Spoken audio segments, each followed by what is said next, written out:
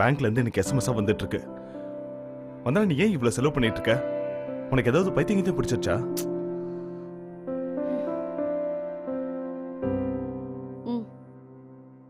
What is this nonsense? இதுக்கெல்லாம் இவ தான் காரணமா? இவ்வளவு நாளா நீ செலவு பண்ணிட்டு இருந்த, இப்ப இவ்வளவு ஆரம்பிச்சிட்டாளா? இது உன் கார்டுல இருந்து செலவு பண்ணல, அவளுடைய உண்டியல் காசு. நான் பூஜா மேல அன்பா இல்லன்னு எப்ப பார்த்தாலும் சொல்லிக்கிட்டே இருப்பல்ல, நான் அன்பா இல்லனா அவ இதை செஞ்சிருப்பாளா?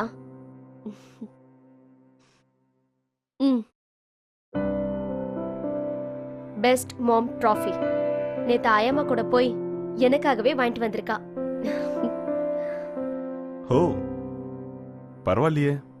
ஆமா அசோக், நேத்து ராத்திரி ஒரு சீக்ரெட் இருக்குன்னு சொன்னா. எனக்கு அப்ப என்னன்னு புரியல, இததான் சொல்லிருக்கா. பெஸ்ட் மாம் ட்ராஃபி. ட்ராஃபி ரொம்ப கியூட்டா இருக்குல்ல? அவ சின்ன உண்டியலை உடைச்சு ஒரு ட்ராஃபி வாங்கி கொடுத்துருக்கா. அதுக்காக நீ மொத்த கார்டையும் தச்சு அவளுக்கு செலவு பண்ணிட்டியா? அசோக், நீ என்ன முட்டாள்னு நினைச்சிட்டு இருக்கியா? நான் ஒண்ணு பூஜைக்காக அவ்வளவு பெரிய தொகையை செலவு பண்ணல. நான் நம்ம ஃபியூச்சருக்காக நான் ஒரு விஷயம் பண்ணிருக்கேன்.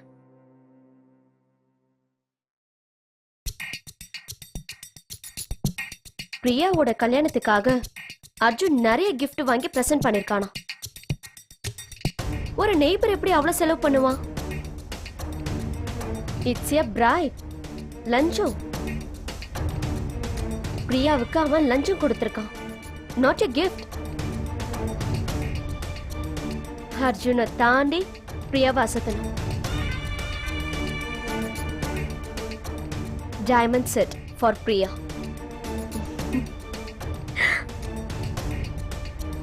ரெண்டு மூணு புடவையை வாங்கி கொடுத்துட்டு பிரியாவை அவன் பக்கம் இழுத்தலான்னு அர்ஜுன் நினைச்சிட்டு இருக்கான்.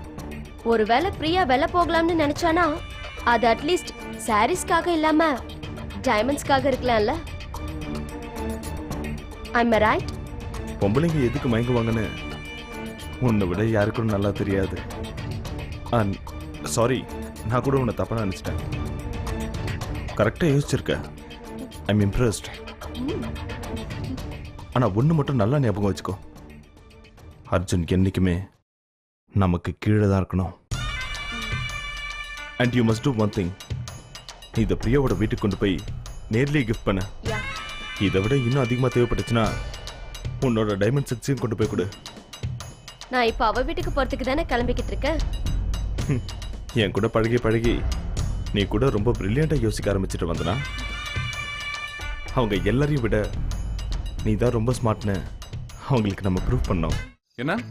இல்ல இல்ல, நான் செக் பண்ணாம எந்த லேட்டும் எங்கேயோ போயிடாது. ஐ செக் இட். ஒரு 10 மணிக்கு கரெக்டா வந்துரு. அதான் ஒரு மெசேஜ் அனுப்பிச்சல, அந்த கல்யாண மண்டபத்துக்கு வந்துரு. என்ன பார்ட்டி ஓவரா பில்டப் பண்ணுது? காலையில 9 மணிக்கு கல்யாணம், ஆபீஸ் ஃபைல வச்சு தாலி கட்ட போதா? Okay fine.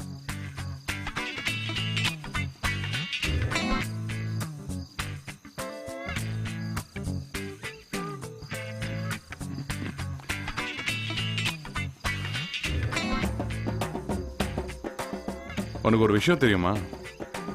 சில பேர் நான் தான் லேடி ஹரிச்சந்திரான்னு சொல்லிக்குவாங்க. நாங்களும் அது அப்பாவே மாதிரி உண்மைன்னு நினைச்சுக்கிட்டு மண்டை மண்டை ஆட்டுருவோம். ஆமா, அன்னைக்கு என்கிட்ட என்ன சொன்ன? இந்த கல்யாணத்துல எனக்கு கொஞ்சம் கூட இஷ்டமே இல்ல, பிடிக்கவே இல்லைன்னு சொன்னேன்ல. இது என்னது இது கையில? வரி குதிரை மாதிரி என்னென்னமோ ஒட்டிட்டு வந்திருக்கேன்.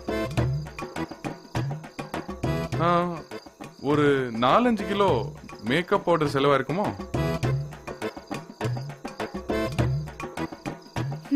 இந்த ஆண் அழகனை மயக்கணுங்கிறதுக்காக யாரும் இங்க மேக்கப் போட்டுட்டு வந்து நிக்கல. அப்புறம் மத்தவங்களை சந்தோஷப்படுத்துறதுக்காக நாம சில விஷயங்களை சாக்ரிஃபைஸ் பண்றதுல எந்த தப்பும் இல்ல. ஓ எனிவே, உங்களுக்கு எங்க இதெல்லாம் புரிய போகுது? ஏன் புரியாது? நல்லாவே புரியும். விளம்பரத்துல வர மாடல் மாதிரி புடவை நகைன்னு அள்ளி போட்டுக்கிறது, கேட்டா விட்டு கொடுக்கறேன்னு டைலாக் பேசுறது. எல்லா பொம்பளைங்களும் இப்படிதானே. ஆமா, நம்ம ரொம்ப யோகியம் இல்ல. மண்டபத்துல கூட மாப்பிள்ள ஆபீஸ் வேலை பாக்குறாருன்னு சீன் போடுறது. தாலி கட்டுற நேரத்துல கூட மாப்பிள்ள ஆபீஸ் வேலையை பாக்குறாருன்னு எல்லாரும் பெருமையா பேசணும். அதானே வேணும்.